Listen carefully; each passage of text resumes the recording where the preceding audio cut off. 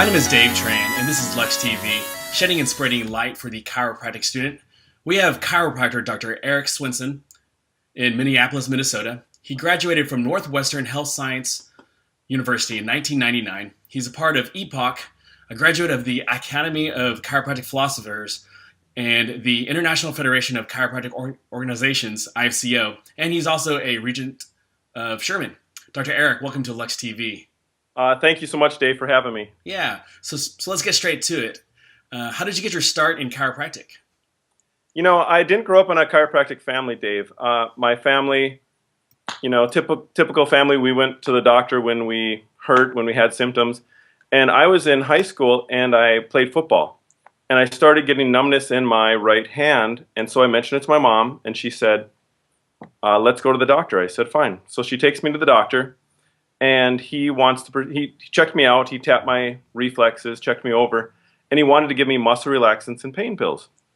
And I remember looking at him and saying, whoa, this is the same stuff you're giving my grandma for her butt pain.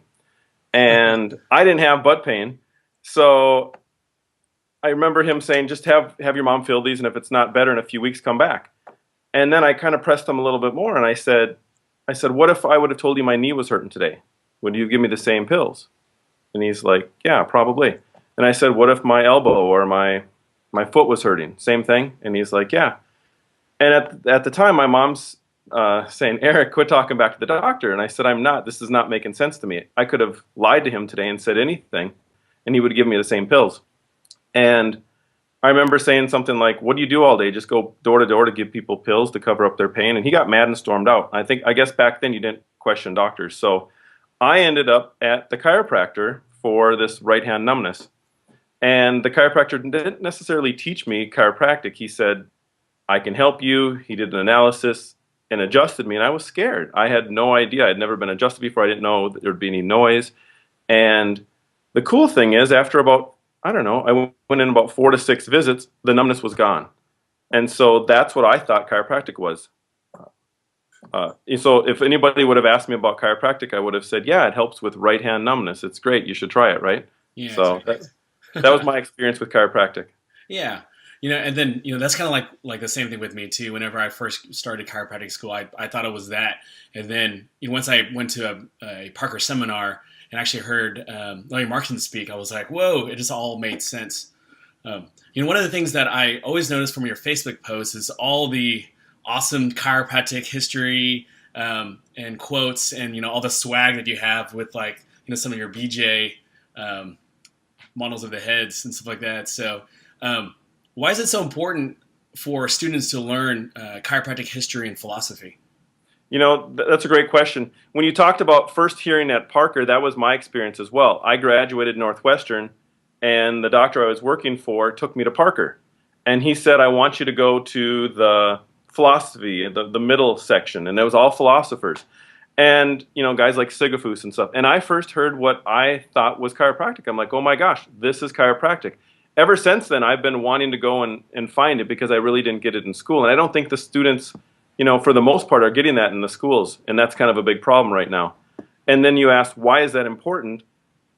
I think it's epically important. If you don't understand our philosophy or our why of what we're doing, you're not going to be very successful. If you can't explain to a mom or a dad why they should bring their child in, where are you? So the history of chiropractic is very important so we don't continue to repeat history. And the philosophy is of epic proportion. You need to study philosophy so you know your why, so you can explain it to others, Dave. It's that important. Yeah. And can you tell me your experiences with the academy? Yeah, so about two and a half years ago, I enrolled in the ACP program, which I highly recommend other doctors, students, look into that. It's coming up. They're doing it again here. The ACP program is year 1 of a 3-year diplomate in philosophy, chiropractic philosophy. And so during that course of the year, you're going to be writing a thesis. I did mine in the 33 principles. And so you really dive in deep to philosophy, and then you have to present that at IRAPS out at Sherman. What a great experience that's been for me, and how much I've grown from studying chiropractic, true chiropractic, right? Yeah, absolutely. That's just one of the groups that you hang out with that talk philosophy. Can you talk a little bit more about your Epoch or your Epicenter of Chiropractic group in Minneapolis? Sure. So Epoch, many people know, maybe you don't know, Epoch stands for Epicenter of Chiropractic. And once a month, there are groups all over the country, not just Epochs. There's Band of Brothers, there's CORE, there's DCS. There's lots of great philosophy groups, and I highly recommend students tap into this. This is where the successful doctors are hanging out. This is where the doctors that are wanting to grow are hanging out, right? And so once a month we come together, and yes, it's a philosophy meeting, but what I try to tell students and doctors, it's really it's a meeting to get together and get to know each other on a personal basis, Dave. So we're not, I don't know, fighting, and we're not battling against each other, but we're working together to get the word out of chiropractic in our communities, right? Yes. And that's the bigger picture with these groups, I think. At least with my Epoch group, that's what it's all about.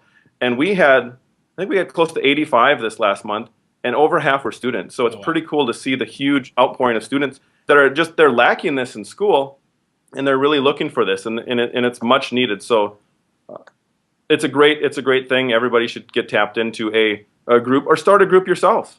Not on top of that, I meet with students and doctors weekly, and we're going through Rob Sinnott's book, which I highly recommend. I got it here.